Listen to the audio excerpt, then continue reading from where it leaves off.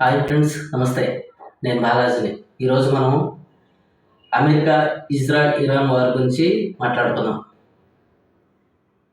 ఈ వార్ ఎందుకు జరుగుతుంది?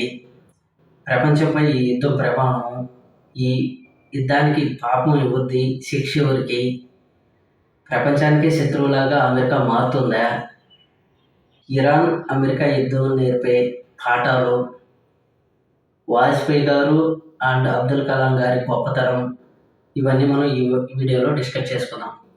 ఇదేదో పశ్చిమాసియాలో జరుగుతుంది, మనకేంటి సంబంధం అనుకుంటారేమో. ఈ యుద్ధం వల్ల భారతదేశం అండ్ ప్రపంచం మొత్తం మీద కూడా ప్రభావం పడుతుంది. ఎలాగో చూద్దాం. అసలు ఈ యుద్ధం ఎందుకు జరుగుతుందంటే, ఇరాన్ అణ్వాయుధాలు తయారు చేస్తుందని, అది ఉగ్రవాద సంస్థల్ని పెంచి పోషించి ఇజ్రాయెల్ మీదకి, మిగిలిన కొన్ని కంట్రీస్ మీదకి దాడులకు ప్రేరేపిస్తుందని, భవిష్యత్తులో అమెరికాకి ప్రమాదమని ముందుగా ఈ యుద్ధం అనేది చేస్తున్నాం అనేది అమెరికా, ఇజ్రాయెల్ వాదన. ఇది ఎంతవరకు కరెక్టు, ఏం జరుగుతుంది, ఎందుకు జరుగుతుంది, ఇవన్నీ కూడా మాట్లాడుకుందాం. అసలు యుద్ధం యొక్క నష్టాలు ఎలా ఉంటాయంటే, ఆ యుద్ధం జరిగే కంట్రీస్లో ఆ ప్రజలు పడేది ప్రత్యక్ష నరకం చూస్తుంటారు. వాళ్ళు తినడానికి తిండి ఉండదు, వాటర్ ఉండదు, కనీస అవసరాలు ఉండవు, తాగడానికి నీరు ఉండదు, కంటి నిండా నిద్రపోవడానికి నిద్ర ఉండదు. నరకం అంటే ఏంటంటే, ఆ యుద్ధం ఎవరైతే ఫేస్ చేస్తుంటారో అక్కడ ప్రజలు పడేదే నరకం అనొచ్చు. ఇజ్రాయెల్ గాజా మీద, పాలస్తీన్ మీద దాడి చేయనప్పుడు అక్కడ జనాలు ఆకలితో అలమటిస్తూ ఫుడ్ కోసం ఆ లైన్లోకి వెళ్తే అక్కడ కూడా కాల్పులు జరిగి ఎక్కువ యుద్ధాలు జరిగితే చిన్నపిల్లలు, మహిళలు ఎక్కువ చనిపోతారు. యుద్ధం అంటేనే ఒక నరకం. అది యుద్ధం జరిగేటప్పుడు ఉంటుంది, యుద్ధం అయిపోయిన తర్వాత ఆ దేశాలు ఏవైతే ఉన్నాయో అవి అనిపిస్తూనే ఉంటాయి. ఈ యుద్ధాల వల్ల అమెరికా ఏం సాధించిందంటే, దాని యొక్క ఆయుధాలు అమ్ముకోవడం, యుద్ధ విమానాలు అమ్ముకోవడం, ప్రపంచంలో నేను ఒక గొప్ప దేశం అని చూపించుకోవడం, ఏ దేశం మీద అయితే దాడి చేస్తుందో అక్కడ ఉండే సహజ వనరులు కావచ్చు, ఆయిల నిక్షేపాలు కావచ్చు, ఇవన్నీ దోచుకోవడం తప్ప అమెరికా ప్రత్యేకించి సాధించేదంటూ ఏముండదు. ఎందుకంటే గతంలో కూడా చాలా కంట్రీస్ మీద అమెరికా దాడులు చేస్తూనే వచ్చింది. ఇరాక్ మీద యుద్ధం చేసి Saddam Hussein bio weapons, chemicals ఇవి తయారు చేస్తున్నాడని తన్ని చంపేశారు. అక్కడేమన్నా అవి బయో వెపన్స్ ఉన్నాయంటే ఏమీ లేవు. ఇప్పుడు ఆ ఇరాక్ ఏమన్నా బాగుందంటే ఇంకొంచెం ఉగ్ర సంస్థలు ఎక్కువయ్యి అభివృద్ధి చెందకుండానే ఇరాక్ అనేది అలాగే ఉండేది.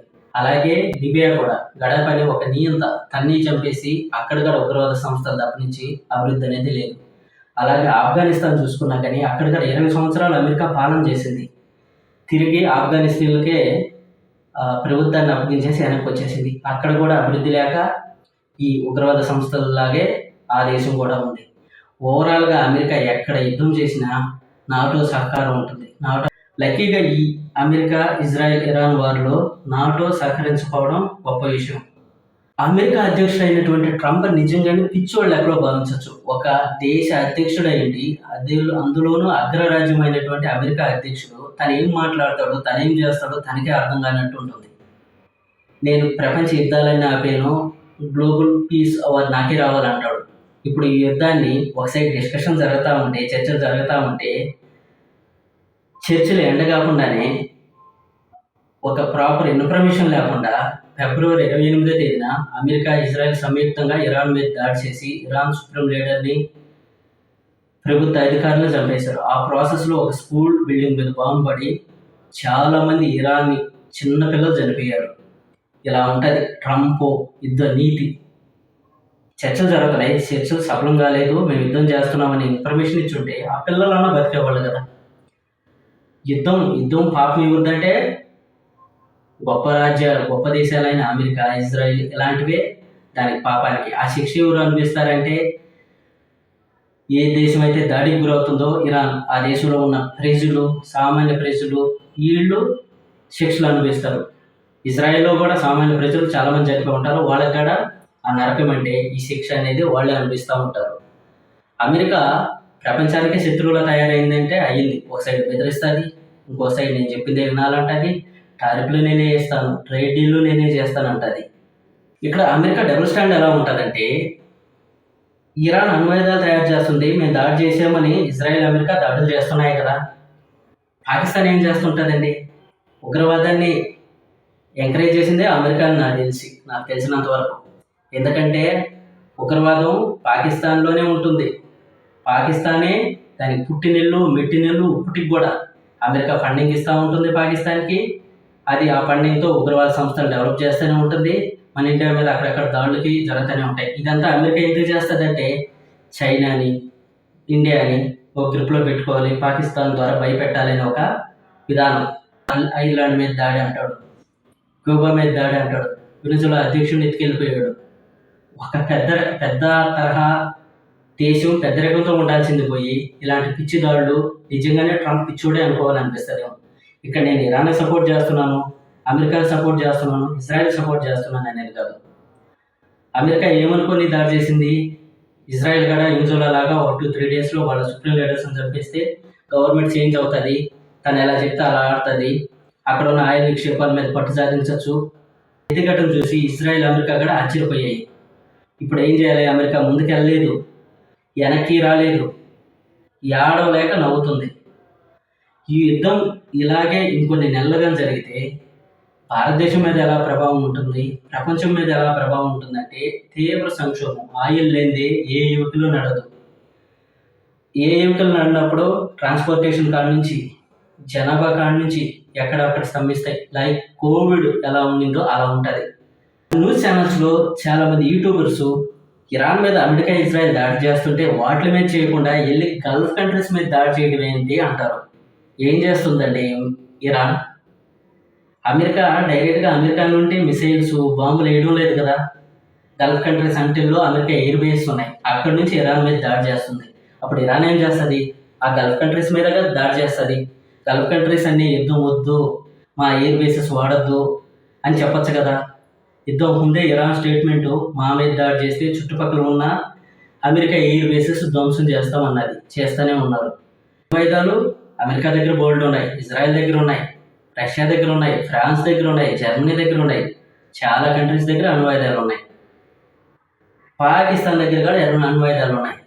ఇప్పుడు ఈ యుద్ధం ప్రపంచానికి ఏం నేర్పిస్తుందంటే అణ్వాయుధాలు ఉంటేనే దేశం జాగ్రత్తగా ఉంటుంది, సేఫ్గా ఉంటుంది, ఆ దేశానికి ఒక గౌరవం ఉంటుంది. ఇలాంటి పెద్ద పెద్ద దేశాలైన చైనా, రష్యా, అమెరికా, జర్మన్ లాంటి దేశాల నుంచి దాడులు ఉండవు. ఇప్పుడు ఏమవుతుందంటే యుద్ధం నేర్పించే పాఠం ఏంటంటే ప్రతి దేశం అణ్వాయుధం ఉండాలి, అణ్వాయుధం తయారు చేయాలి, అదే మొదటి ప్రయారిటీగా ముందుకు వెళ్ళచ్చు. ఇలా అన్ని దేశాలు అణ్వాయుధాలు కలిగి ఉన్నప్పుడు ఒక యుద్ధం జరిగినప్పుడు మొత్తం బూడిదే కదండి అవుతుంది. ఇదేనా అమెరికా పెద్ద పెద్ద దేశాలు ప్రపంచానికి ఇచ్చే సందేశం? కాదు కదా. ఉన్న దేశాన్ని చూస్తే ఇలాంటి దాడులు చేయడానికి పెద్ద దేశం కూడా భయపడుతుంది. ఎగ్జాంపుల్గా చూస్తే నార్త్ కొరియా చాలా చిన్న దేశం, అది అభివృద్ధి చెందిందా చెందలేదా పక్కన పెడితే ఆ దేశం అంటే ఇప్పటికీ అమెరికాకి కొంత భయమే. ఇదే విధంగా ఇప్పుడు గల్ఫ్ కంట్రీస్ అవి కూడా నెక్స్ట్ అణ్వాయుధాలు తయారు చేయడం కోసమే ఫస్ట్ ప్రయారిటీ అనేది స్టార్ట్ చేస్తాయి. మన ఒకప్పటి ప్రధానమంత్రి వాజ్పేయి గారికి, అబ్దుల్ కలాం గారికి, అలాగే మన ప్రధానమంత్రి నరేంద్ర మోడీ గారికి రుణపడి ఉండాలి. ఎలాగంటే ఇప్పుడు మన ప్రధానమంత్రి నరేంద్ర మోడీ గారు ఈ యుద్ధంలో ఒక తటస్థంగా ఉంటున్నాడు. ఎందుకంటే ఇరాన్ మిత్ర దేశం, ఇజ్రాయెల్ మిత్ర దేశం, అమెరికా మిత్ర దేశం. తనకున్న ఎక్స్పీరియన్స్తో ఈ ఇండియాలో ఎక్కడ తన ప్రభావం పడకుండా చాలా వరకు అల్లర్లు కానీ చిన్న చిన్న గొడవలు కానీ లేకుండా చాలా బాగా రూలింగ్ చేస్తున్నారు. అది అందరం మెచ్చుకోవాల్సిందే. ఇంకా వాజ్పేయి గారి గురించి, అబ్దుల్ కలాం గారి గురించి ఎలా అంటారా? భారతదేశానికి అణు పరీక్షలు చేసి అమెరికా శాంక్షన్స్ విధించిన, బెదిరించిన, ఎక్కడ తప్పించుకుంటూ అణు పరీక్షలు చేసి మన భారతదేశానికి అణ్వాయుధాలు గల దేశంగా తయారు చేసిన దాంట్లో మన వాజ్పేయి గారు అలాగే అబ్దుల్ కలాం గారి పాత్ర చాలా ఉంది. అందుకోసం మన వాజ్పేయి గారిని, అబ్దుల్ కలాం గారిని, మన మోడీ గారిని కూడా ఇప్పటికీ వాళ్ళకి రుణపడి ఉండాలి భారతీయులందరూ. లేకపోతే అణ్వాయుధాలు లేని దేశాల మీద ఇప్పుడు ఇరాన్ మీద ఎలా దాడి జరుగుతుందో, ఉక్రెయిన్ మీద ఎలా దాడి జరుగుతుందో, అలాగే భారత్ మీద ఈ పాటికి చాలా దాడులు అమెరికా చేసి ఉంది నాకు తెలిసినంత వరకు. ఈ అణ్వాయుధాలు ఉండడం వల్ల ఇలాంటి పనికిమాలిన దేశాలకి తల వంచిన అక్కర్లేదు. భారతదేశం సగౌరవంగా ఉండగలుగుతుంది.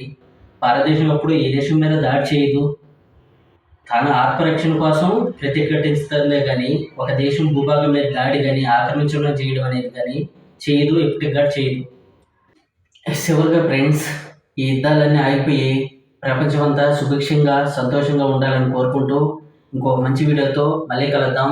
ఈ వీడియో కన్నా మీకు నచ్చినట్లయితే లైక్ చేయండి, ఉపయోగపడుతుందంటే షేర్ చేయండి, ఛానల్ సబ్స్క్రైబ్ చేసుకొని ఛానల్కి సపోర్ట్ ఇవ్వండి ఫ్రెండ్స్. నమస్తే.